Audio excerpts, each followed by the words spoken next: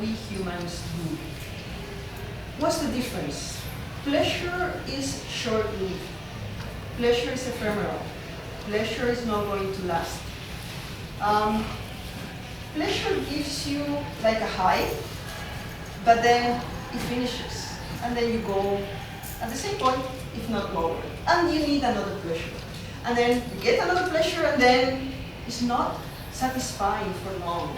So you need the next one. And then we come into this course that is never ending. And we need another one, because it's never going to last. And also, the other thing with pleasure is you always need something external. You need an object or a person in order for you to be able to experience pleasure, right?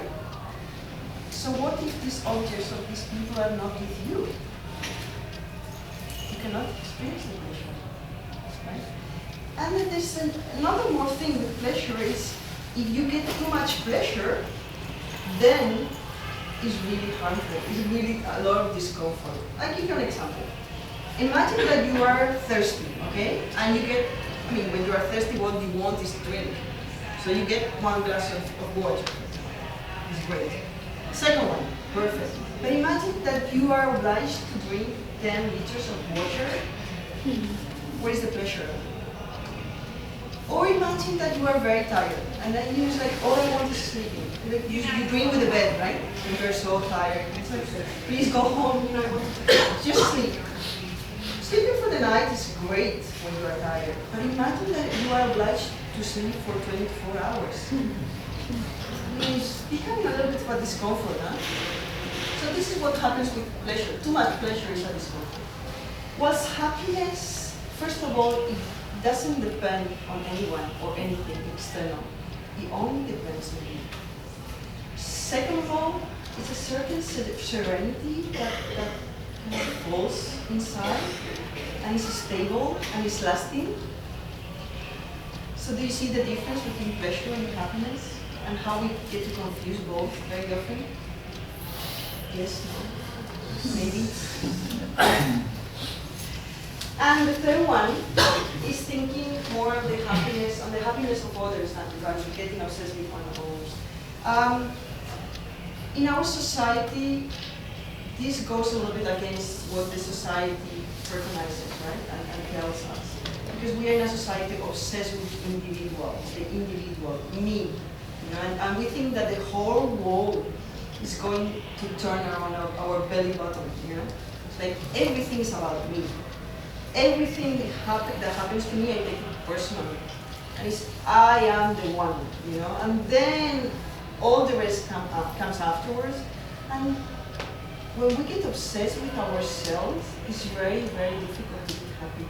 Because there's always something going wrong. Whereas if we focus on others, on doing things altruistically, bringing happiness to others, then the joy comes back to us without us looking for it, I don't know if you have ever heard about a monk. I'll put the name after if you want. It's a Vietnamese monk. It's called Thich Nhat Hanh. And he claims that the verb be, to be, should be changed to the verb interbe. Why? Because we are all interconnected. We are not separate entities. We are not isolated beings, And even on a physical level, we are interconnected. But we hardly ever think about it this way.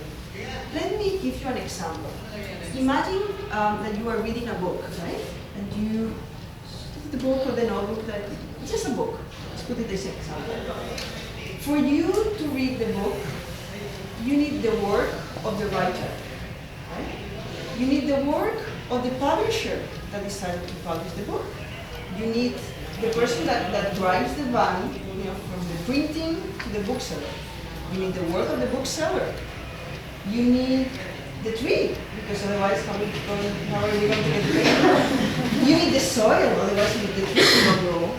You need the person that cuts the tree. Do you see how many people you need just for you to read a book? This is similar for every single thing in life. We need each other, we depend on each other, we are interrelated.